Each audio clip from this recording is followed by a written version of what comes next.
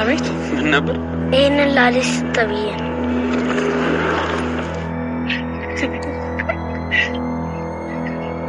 ምንድነው የሚያስቅሽ? አይ አንተ እዚህ ቁጭ ብለህ እኮ በሰው አስላከብዬ። ቆይ ማን ይላክልሽ? እየቀለድክ ነው አይደል? በጣም ነው የማመሰግነው። አደይ ወይ ይሄንን አበባ ማን ይላክልሽ? አንተ አይደለም እንዴ? እኔ አይደለም።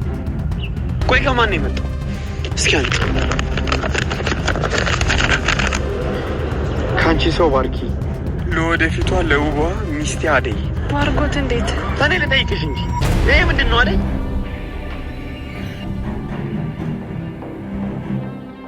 ሰላም ክብራትና ክብራት ውድ የቻናሌ ተመልካቾች እንደምቆያችሁልኝ፣ የዛሬውን የሰራተኛዋን አደይ ክፍል እንዴት ተመለከታችሁት?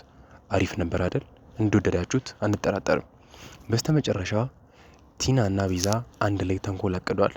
ባርኮት አደይን እንደሚወዳት አስመስለው ሁሉንም ነገር ለዴቭ እየነገሩትና ዴቭን ለማሳመንና ሁለቱን ለመለያየት ቆርጠው ተነስተዋል። እስቲ ውድ ቤተሰቦቼ ይሄ ሴራቸው፣ ይሄ ሀሳባቸው የሚሳካላቸው ይመስላችኋል? እኔ ግን የሚሳካላቸው አይመስለኝም። ልክ እንደኔ የምታስቡ ቤተሰቦቼ ይህንን ቪዲዮ ላይክ በማድረግ ጀምሩ። ውድ የቻናሌ ተመልካቾች በዛሬው ክፍል መጨረሻ ላይ እንደተመለከታችሁት ዴቭ አደይን ተጠራጥሮታል። አንድ ህጻን ልጅ ለአደይ በወረቀት ጽፎ አበባ ጠቅልሎ እንኪ ብሎ ሰጥቷታል። ስተብዬ ነው ግን ከማን ስጥ እንደተባልኩ አላውቅም ብሏል። እስቲ ውድ ቤተሰቦቼ በዚህ ነገር ምን የሚፈጠር ይመስላችኋል? እኔ ግን እንደማስበው የቲና እና የቤዛ ሀሳብ ምንም ቢሆን ሰርቶላቸዋል። ለዚህም ደግሞ ማሳየው ምንድነው? ዴቭ ተናዶ አደይን በቁጣው ከማን የተላከው ይሄ ደብዳቤ ከማን የተላከው አደይ ከባርኮት ምናምን ብሎ በጣም እየተናደደ ነው። በዚህ ነገር ማምኖ ምን ሊያደርግ እንደሚችል እስቲ አብረን እንገምት። ኮሜንት ላይ የገባችሁ ሀሳባችሁን ኮሜንት ላይ አስቀምጡልኝ። ግን ደግሞ እንደኔ ሀሳብ ዴቭ ምንም እንኳን ደብዳቤ ቢላክላት አንድ ላይ ተጠቅልሎ አበባ ቢላክላት ይህንን ሁሉ ነገር ማመን አልነበረበትም፣ ወይንም ደግሞ መቀበል አልነበረበትም።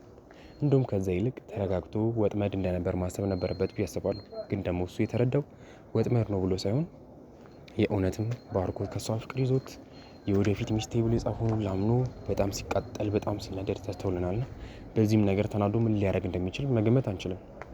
ውድ የቻናሌ ተመልካቾች እስቲ በቤዛና በቲና ተንኮል የተናደዳችሁ ኮሜንት ላይ የገባችሁ ትንሽ ሰደብ አድርጓቸው። ውድ የቻናሌ ተመልካቾች ሰራተኛዋ አደይ የሚመቻችሁ ቤተሰቦቼ ይህንን ቪዲዮ ላይክ አድርጉ። ሰራተኛዋ አደይ ቀጣይ ክፍሎች እስከ መጨረሻው ድረስ ሲለቀቅ በዚህ በውዱ ቻናላችን በኢትዮጵያ ሚዲያ ስለምንለቅላችሁ ይህንን ቻናል ሰብስክራይብ በማድረግ ቤተሰብ መሆናችሁን በፍጹም እንዳትረሱ። እናመሰግናለን።